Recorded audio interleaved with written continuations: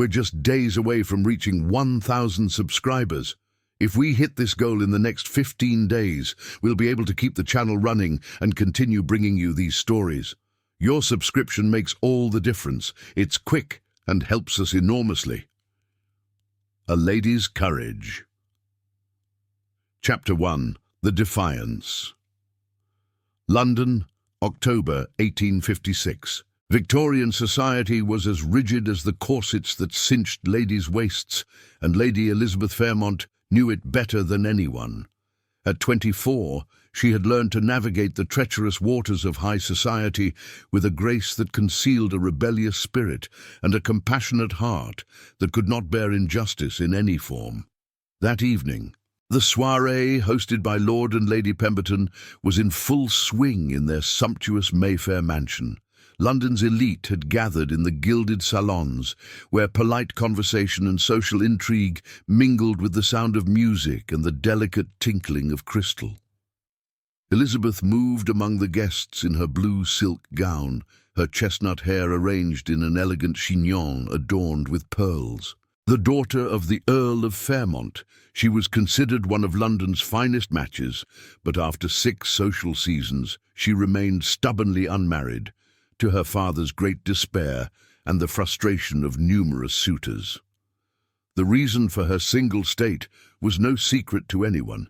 Elizabeth Fairmont had firm opinions on equality, social justice, and the treatment of the working classes. Opinions that, by the standards of the time, were inappropriate for a young woman of her rank. "Lady Elizabeth," said Lord Pemberton, approaching with an oily smile, "allow me to present my nephew, Lord Reginald Ashworth, recently arrived from his Yorkshire estates." Elizabeth turned toward the man accompanying him and immediately suppressed a shiver of disgust. Lord Ashworth was a man of about 40, corpulent and ruddy-faced, with pig-like eyes that appraised her unpleasantly. His reputation had preceded him to London. It was whispered that he was notoriously cruel to his servants and tenants. "Lord Ashworth," Elizabeth said, with the icy politeness she reserved for men who displeased her. "Lady Elizabeth," Ashworth replied with a theatrical bow, "your beauty far surpasses the descriptions I had been given. I hope to have the pleasure of knowing you better during my stay in London." "Lord Ashworth possesses one of the finest properties in the north," Lord Pemberton interjected. 20,000 acres of fertile land and a considerable annual income. Elizabeth noted with annoyance how men always seemed to reduce women to commercial transactions, evaluating their worth based on their dowries and that of men based on their fortunes. "How impressive," she said with a smile that didn't reach her eyes. Their conversation was interrupted by a commotion from the entrance hall. Voices were rising, one pleading and frightened, the other harsh and threatening. "Please, sir, I stole nothing. It's a misunderstanding." "Lying little wretch, you think you can defy me and get away with it?" Elizabeth immediately recognized the second voice, that of Lord Ashworth, whose tone had lost all trace of social civility to reveal something bestial and dangerous. Driven by curiosity and growing concern, Elizabeth excused herself from Lord Pemberton and headed toward the hall. What she discovered there froze her with horror. Lord Ashworth was brutally gripping the arm of a young servant, a girl of perhaps 16, with blonde hair and blue eyes filled with terror. The poor child wore the black and white uniform of domestic servants, and tears streamed down her pale cheeks. "You're going to return to Yorkshire with me tomorrow, my little one," Ashworth hissed, his fingers digging cruelly into the girl's arm. "And there, I'll teach you what happens to servant girls who dare defy their masters." "Sir, I swear I never—" the young girl began, but Ashworth slapped her so violently she staggered. "Silence! A servant does not contradict her master." Elizabeth felt something break inside her at the sight of this flagrant injustice. All the principles she'd been taught about propriety and restraint were swept away by a wave of righteous anger. "Lord Ashworth," she said in a voice that carried clearly through the hall, "what is the meaning of this revolting conduct?" Ashworth turned toward her, his ruddy face becoming even redder with rage at being interrupted. "Lady Elizabeth, this does not concern you. This girl is my property, and I treat her as I see fit." "Your property?" Elizabeth advanced toward them, her dress rustling with indignation. "This young girl is a human being, not an object you can abuse at your whim." "She's my servant," Ashworth roared, tightening his grip on the girl's arm, making her whimper in pain. "She stole a gold brooch from me, and she's going to be punished accordingly."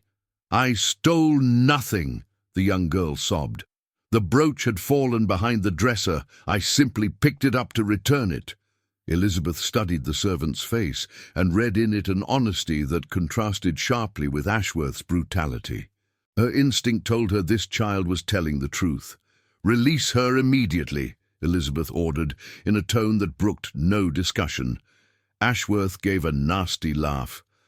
"And what will you do if I refuse, my dear? Call for your papa?" It was exactly the wrong thing to say to Elizabeth Fairmont. Without hesitating for a second, she raised her gloved hand and slapped Ashworth with all the force she could muster. The crack echoed through the hall like a thunderclap. The effect was immediate. Ashworth released the servant and stepped back, holding a hand to his reddened cheek, his eyes wide with shock and disbelief. "How dare you!" he screamed. "How dare you raise your hand to a man of my rank?" "I saw no gentleman here," Elizabeth replied with icy calm, though her heart was racing. "Only a brute mistreating a defenseless child." A small circle of spectators had formed, Lord Pemberton's guests pressing closer to see the scandalous spectacle unfolding before their eyes. Elizabeth heard the shocked murmurs, saw the horrified looks, but she cared not a whit. "Mary," she said to the young servant, who was looking at her with overwhelming gratitude, "come with me. You have nothing to fear." "That girl belongs to me," Ashworth bellowed. "You cannot." "That girl is under my protection now," Elizabeth interrupted. "And if you dare lay a hand on her again, you'll have to answer to me." It was at that precise moment that a deep, cultured voice rose from the salon threshold. "What is happening here?" Elizabeth turned and felt her breath catch. In the doorway stood the most imposing man she had ever seen, tall, broad-shouldered, with black hair and glacier-blue eyes. He possessed a natural authority that seemed to fill all the space. "Your Grace," Lord Pemberton stammered with a deep bow. "Allow me to present Lady Elizabeth Fairmont. Lady Elizabeth, this is His Grace the Duke of Ravenswood." Adrian Blackthorne, 7th Duke of Ravenswood, studied the scene before him with the piercing eye of a man accustomed to quickly evaluating complex situations. He saw the trembling young servant, Lord Ashworth, red with anger, and at the centre of it all, a magnificent woman with flashing green eyes who stood like a warrior protecting the weak. In 34 years of existence, Adrian had never met a woman capable of truly intriguing him. Until now. "Lady Elizabeth," he said with a slight bow, never taking his eyes from hers. "I have the impression I've arrived at the most interesting moment of the evening." And Elizabeth, looking into those blue eyes that seemed to see directly into her soul, had the troubling sensation that her life had just taken a turn from which she would never recover. Chapter 2. The Revelation. Lord Pemberton's salon had become the theatre of an unprecedented social drama, and all eyes converged on the small group frozen at the centre of the hall. The arrival of the Duke of Ravenswood had added a new dimension to the confrontation, and Elizabeth felt the weight of his piercing gaze that seemed to analyse every detail of the situation. "Your Grace," said Lord Ashworth, attempting to regain his composure, "this person has just assaulted a man of noble birth to defend a common thieving servant. It's an unheard-of scandal." Adrian Blackthorne observed Ashworth with the polite but glacial expression he reserved for men he despised. His reputation for brutality toward his dependents had reached him, and the Duke had already had occasion to witness firsthand the veracity of these rumours. "Lord Ashworth," he said in his deep voice that naturally carried authority, "perhaps you could explain to me why you were mistreating this young girl. She robbed me, your grace. This little wretch broke into my room and stole a gold brooch that belonged to my late mother." Elizabeth saw the young servant, Mary, according to what she had heard, tremble with terror at these accusations. The protective instinct that had already pushed Elizabeth to defy Ashworth strengthened even more. "Your Grace," she said, advancing with the grace that characterized her every movement, "I heard this young girl's version. She claims to have simply found the brooch fallen behind a piece of furniture and wanted to return it." "And you believe her?" the Duke asked, his blue eyes fixing on her with an intensity that made her heart beat faster. "I believe her," Elizabeth replied without hesitation. "This child is terrified, but she doesn't have the attitude of a thief. She has that of a victim." Adrian studied Elizabeth's face, noting the sincerity of her conviction and the courage required to publicly defend a servant against a man of high rank. In the rigid world of Victorian society, such an action was not only scandalous but potentially ruinous for a young woman's reputation. "Mary," he said, turning toward the servant who started at hearing her name, "approach and tell me exactly what happened." The poor girl cast a terrified glance at Lord Ashworth, then at Elizabeth, who gave her an encouraging sign. Gathering her courage, she advanced, trembling.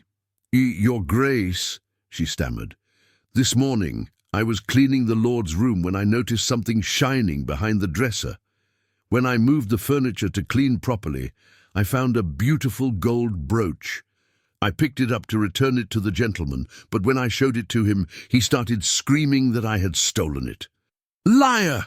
Ashworth exploded. "That brooch was in my jewelry box this very morning."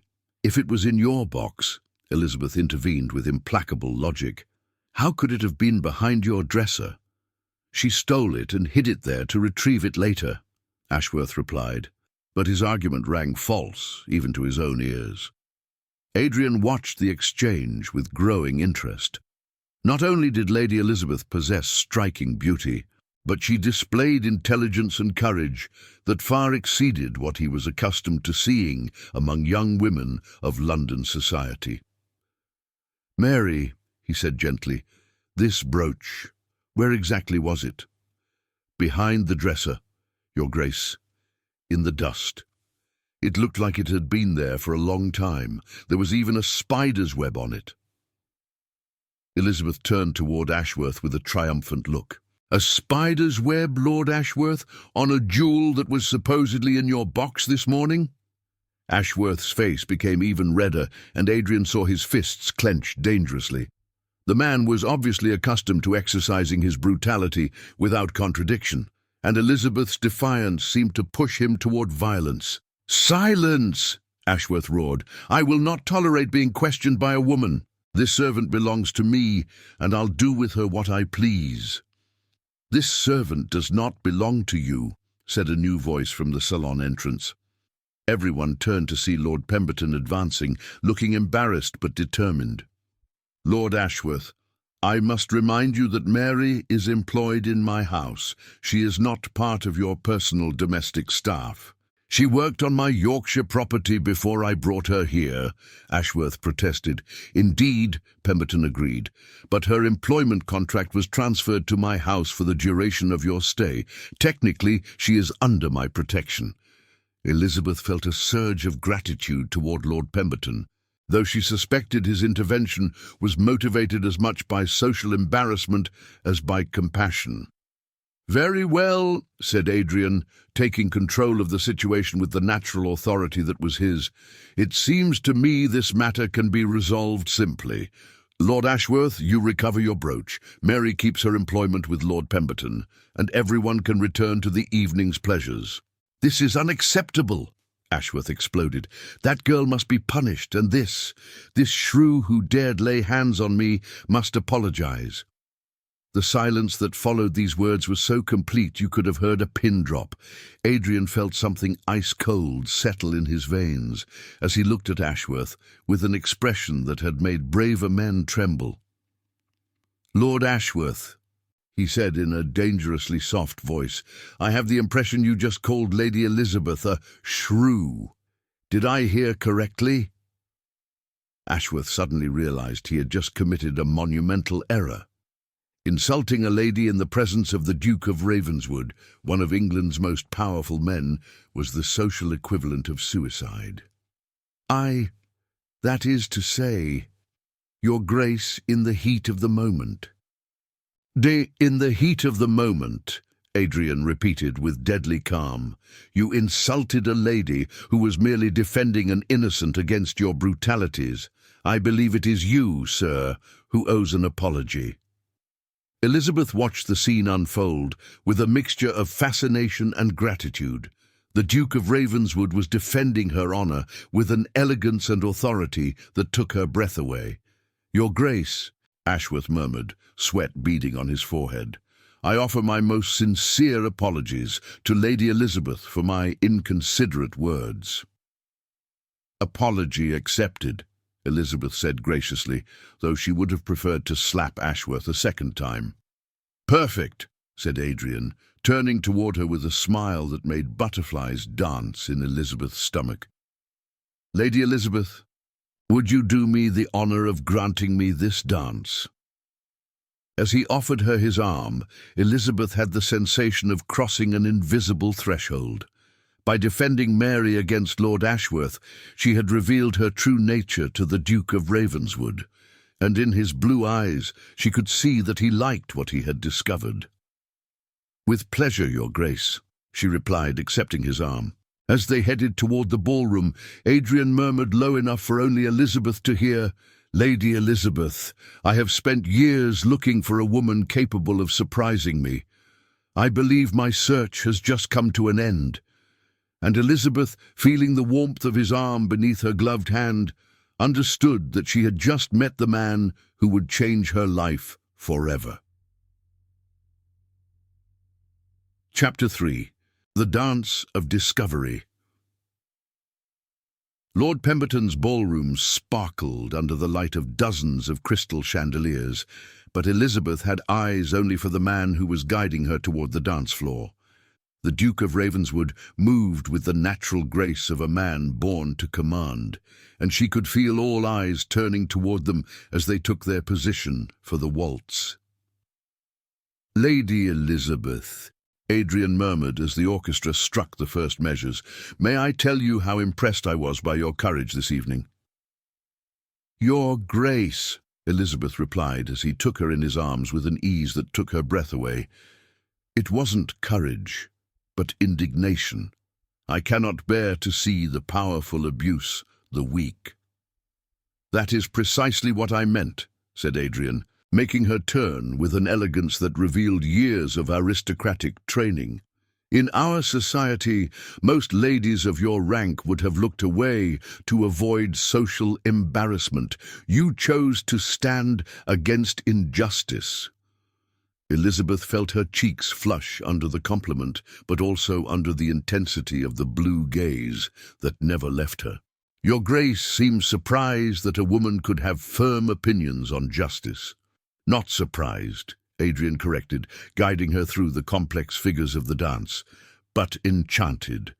I spent 6 years in the army in India, Lady Elizabeth. I've seen what true injustice can produce, and I've learned to respect those who have the courage of their convictions." This revelation intrigued Elizabeth.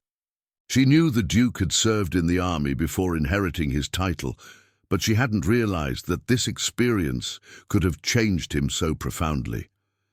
"India must have been educational," she said delicately. "It taught me that true nobility has nothing to do with the title one bears," Adrian replied, and Elizabeth heard in his voice a sincerity that touched her deeply. I saw men of modest birth display extraordinary heroism, and aristocrats behave with dishonouring cowardice. And what did you conclude from these observations? That a person's character is revealed in how they treat those who can do nothing for them, said Adrian, his eyes never leaving Elizabeth's. This evening, Lady Elizabeth, you revealed remarkable character. Elizabeth felt something warm and dangerous bloom in her chest under these words. Never had any man looked at her with such admiration for her convictions rather than for her beauty or fortune. Your Grace flatters me, she murmured. I tell you the truth, Adrian corrected. Tell me, Lady Elizabeth, what do you think of the current state of our child labour laws? The question surprised her. It was a subject that gentlemen generally avoided in the presence of ladies, considering it inappropriate for delicate feminine ears. I think, she said cautiously, testing his sincerity, that our society should be ashamed of allowing 6-year-old children to work in conditions that would kill adult men.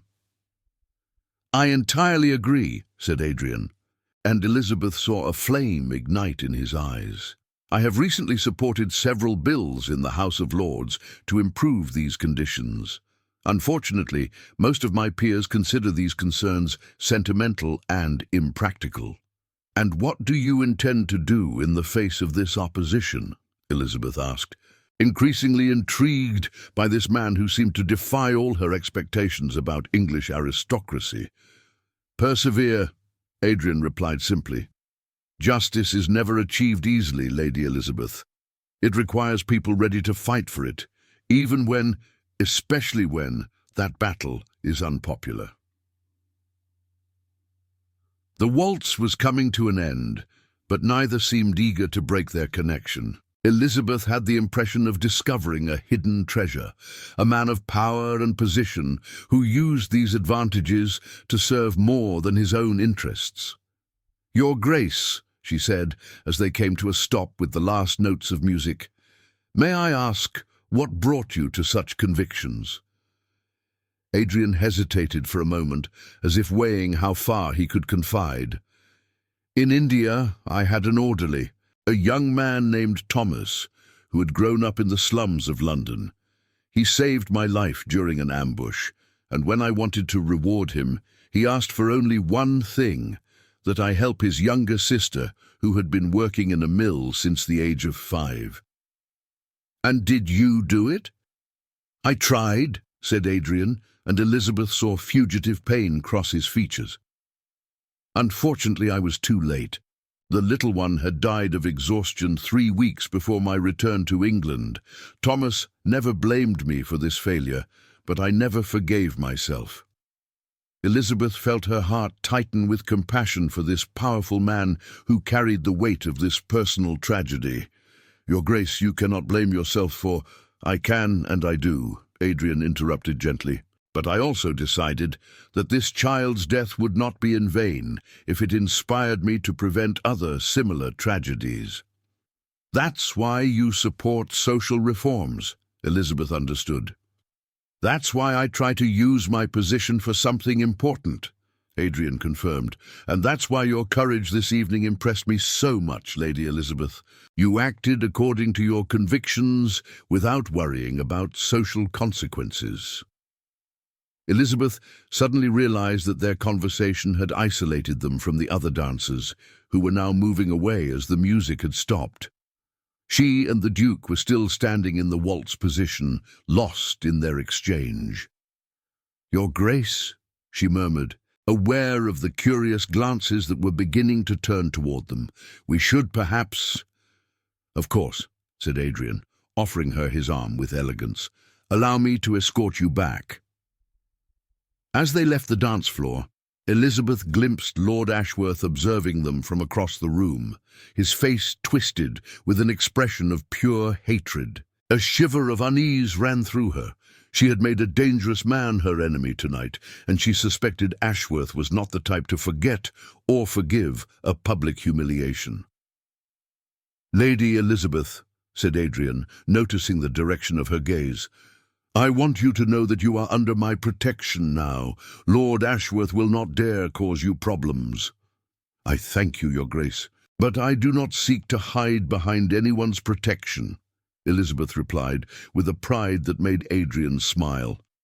I expected nothing else from you, he said, but know simply that if you needed help, you could count on me. As they stopped near the tea salon, where a few ladies were taking refreshments, Adrian turned toward Elizabeth with a serious expression. Lady Elizabeth, I would very much like to continue our conversation. Would you do me the honor of walking with me in Hyde Park tomorrow afternoon? Elizabeth's heart leaped. A walk with the Duke of Ravenswood would be immediately noticed by all London society and interpreted as a declaration of serious intentions. Your Grace, she said, meeting his intense blue gaze, I would be delighted. Perfect, said Adrian with a smile that illuminated his aristocratic features. At 3 o'clock, then. At 3 o'clock, Elizabeth agreed. As Adrian bowed over her gloved hand with perfect gallantry, Elizabeth realized that her life had just taken a decisive turn. By defending Mary against Lord Ashworth, she had revealed her true nature to the Duke of Ravenswood. And in his eyes, she had seen that he was looking for exactly what he had found in her, a woman of conviction, courage, and compassion. The chase was on, and for the first time in her life, Elizabeth Fairmont was eager to be caught. Chapter 4. Love Revealed. The following afternoon, Hyde Park resplended under the golden colours of London's autumn. Elizabeth strolled alongside the Duke of Ravenswood on the main avenue, conscious of the curious glances and murmurs that followed their passage. Her emerald green velvet walking dress perfectly matched the season, and she wore a small hat adorned with feathers that delicately framed her face. Adrian was magnificent in his black walking attire, his top hat slightly tilted, walking with the natural presence that characterized all his movements. Several ladies of high society greeted them in passing, their polite smiles poorly masking their intense curiosity. Your Grace, said Elizabeth as they stopped near the lake to admire the swans, I have the impression our walk is causing a sensation. Let them talk, Adrian replied with an amused smile. Lady Elizabeth, I am 34 years old and have remained a bachelor despite the determined efforts of all the mothers in London. The fact that I choose to walk publicly with you indeed sends a very clear message. Elizabeth felt her cheeks flush. And what message exactly, Your Grace? That I have finally found a woman who interests me enough to consider marriage, said Adrian with a frankness that took her breath away. Your Grace, Elizabeth protested, though she couldn't prevent her heart from racing. We have known each other since yesterday evening only.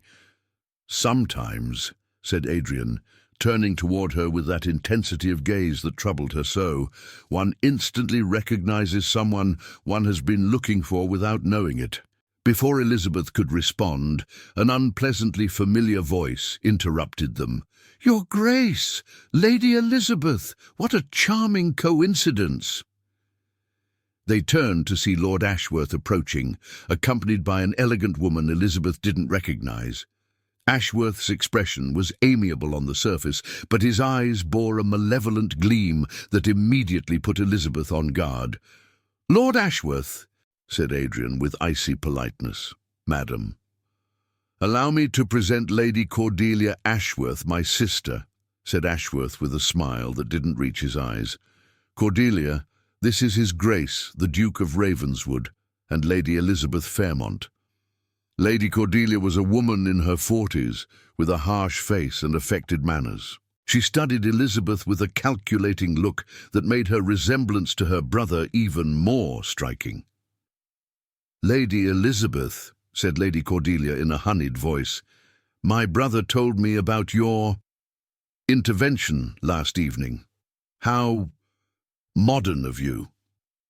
Elizabeth immediately recognized the disguised insult. Lady Cordelia, I hope Lord Ashworth also told you about the satisfactory resolution of that unfortunate affair." "Oh, of course," said Ashworth with a venomous smile. "Although I must say, Your Grace, that I was surprised to see a man of your standing encourage such eccentricities in a lady." Adrian visibly stiffened.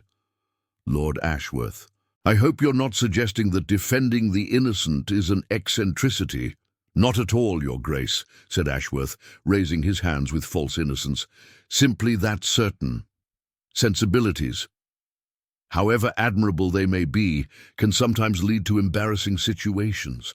For example, I've heard that Lady Elizabeth has very firm opinions on social reforms, opinions that could be problematic for the wife of a man in your position." Elizabeth felt anger rising in her, but before she could respond, Adrian stepped forward toward Ashworth, his expression becoming dangerous. "Lord Ashworth," he said in a voice so cold it seemed capable of freezing the ambient air, "allow me to enlighten you about something. Lady Elizabeth's opinions on social justice are perfectly in accord with mine. In fact, it is precisely her moral courage that attracts me most about her." "Really?" said Lady Cordelia with an artificial laugh.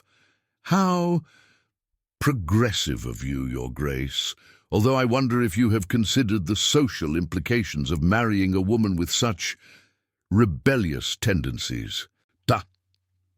"The social implications," Adrian repeated, and Elizabeth could feel the controlled anger in his voice. "Lady Cordelia, allow me to explain what the real social implications are. Marrying Lady Elizabeth Fairmont would be the greatest honor of my life, and anyone who dared criticize her exceptional character would find themselves answering personally for their words to me." The silence that followed this declaration was so complete that one could hear the distant sound of carriages on the road.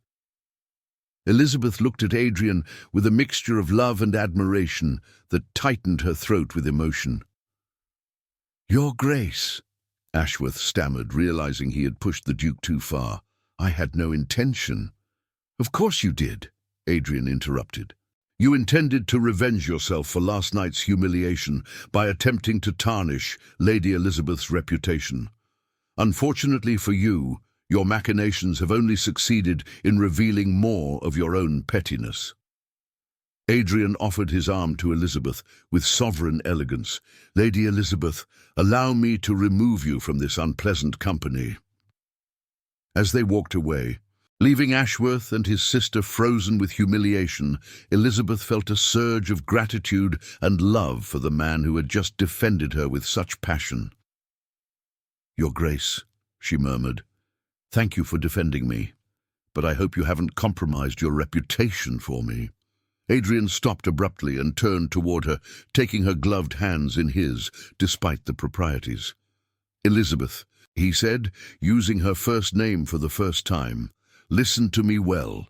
My reputation is worth nothing if it cannot serve to protect what is just and good.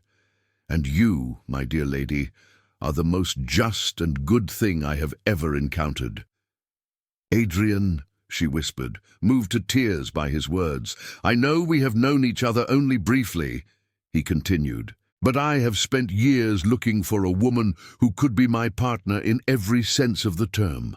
A woman with enough courage to defend her convictions, enough compassion to protect the weak, and enough strength to stand beside me in the battles that await us."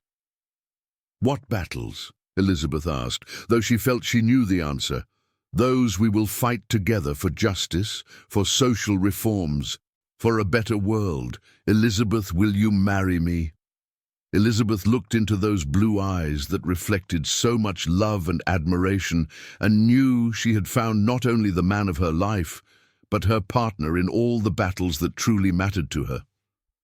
"Yes," she said simply, "with all my heart, yes." As Adrian brought her hands to his lips to kiss them tenderly, Elizabeth realized that her act of courage the night before, defending Mary against Lord Ashworth, had revealed her true nature to the man who would become her husband. By daring to defy a nobleman to save a servant, she had shown the Duke exactly the woman he had been looking for all along. And in the years that would follow, Adrian and Elizabeth Blackthorne would become one of the most respected and influential couples in Victorian England, using their position and fortune to defend the causes dear to their hearts. Their love, born in an act of justice, would continue to flourish through every battle they fought together for a more just world. For sometimes, it takes only a moment of courage to reveal who we truly are, and to attract to us the one who will recognize and cherish that truth forever. Epilogue: The Legacy.